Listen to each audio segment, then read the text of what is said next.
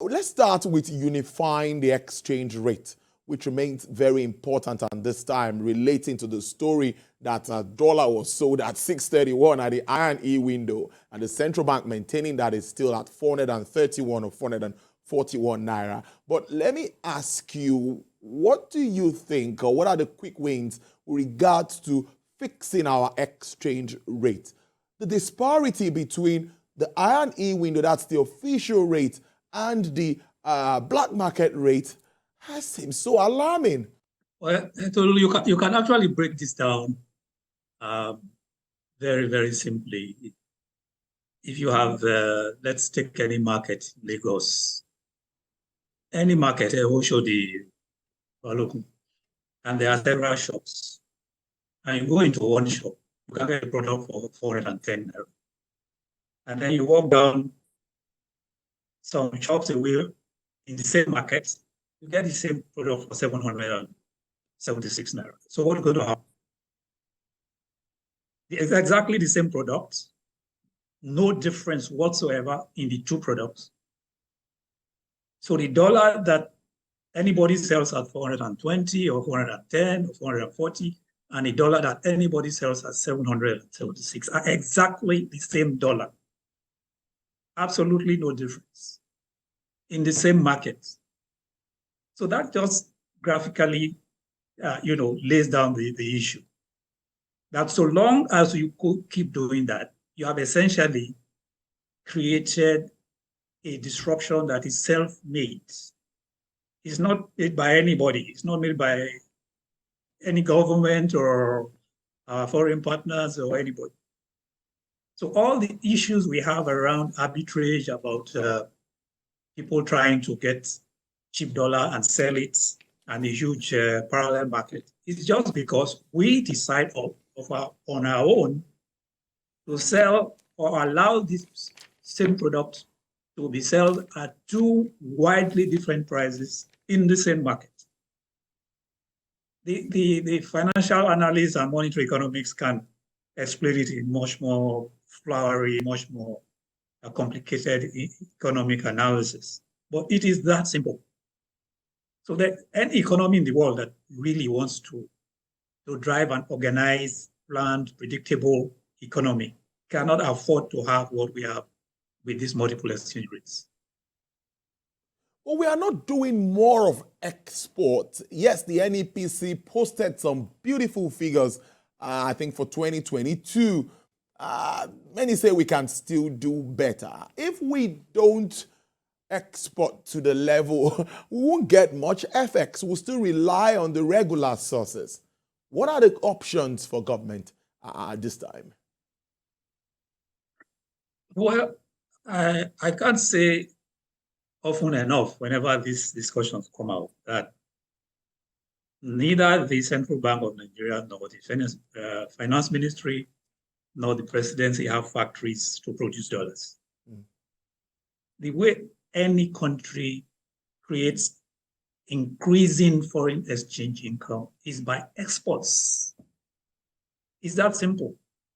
And a wide variety of exports. You cannot afford to be exporting only oil or only gold or only services and expect it to have a stable foreign currency. We need to have a widely diversified export economy. We need to have a lot of participants.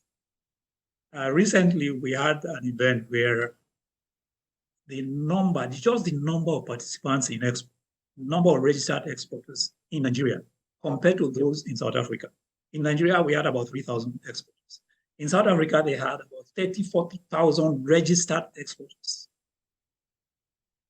So it's just a matter of understanding that the continuous fall in our foreign currency has really nothing to do with central bank, nor the Minister of Finance, nor the government, the presidency. It has to do with how much we as Nigerians are exporting, both in terms of quantities and values. And so the question is perhaps, what can government do to encourage exports, to motivate exports, to facilitate exports? There are a lot of things that can be done. Some have been done already. Recently, the central bank started to support the export terminals around our seaports and our dry ports, which will enable exporters to quickly take their goods out of the country without getting them stuck in the general terminals in Apapa. That is a very big help to exporters. So exporters can now quickly get their goods, because we have had cases where perishable goods like cash had been stuck in our ports for several months before they could be exported. And you can guess what happens when they arrive at their destination. So the federal government, the state governments, even the local governments, government agencies like the Nigerian ports, the CBN, the customs, everybody has to understand that if you want to have a strong Naira, everybody has to be involved in supporting, protecting, promoting exports. Whatever you're exporting, if it's one bag of cashew nut, if it is 50 containers of the same product, the process of exporting must be extremely easy. And processing exports of processed goods preferably should be encouraged and supported. So you have a whole lot of support you want to give. Infrastructural support, like we are talking about the ports, the roads that take the goods to the ports. Then fiscal support, taxes, incentives that ensure that exporters continue to make profit from their export. Central bank on itself has for the last 2 years offered the rebates, encourage people to get their exports officially documented, and they get extra premium beyond the CBN rates. And then we have the raise to 200 billion, encourage again more and more exporters to expand their volumes. But CBN is playing its part, could do more, but we need to have everybody on board, all arms of government. The private sector ourselves, those of us playing in private sector.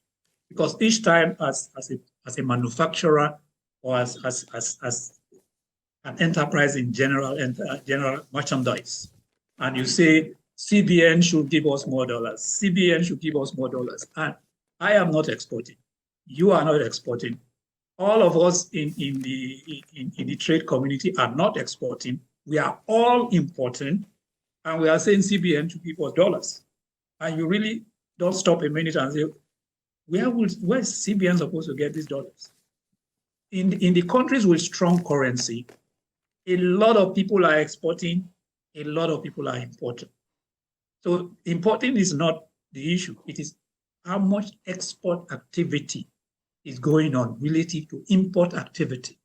Until both activities are of about the same level of intensity, you will always have a declining currency.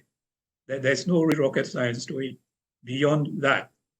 So the government, it's not just the government that can do anything. The private sector ourselves need to do a lot more, investing in export businesses,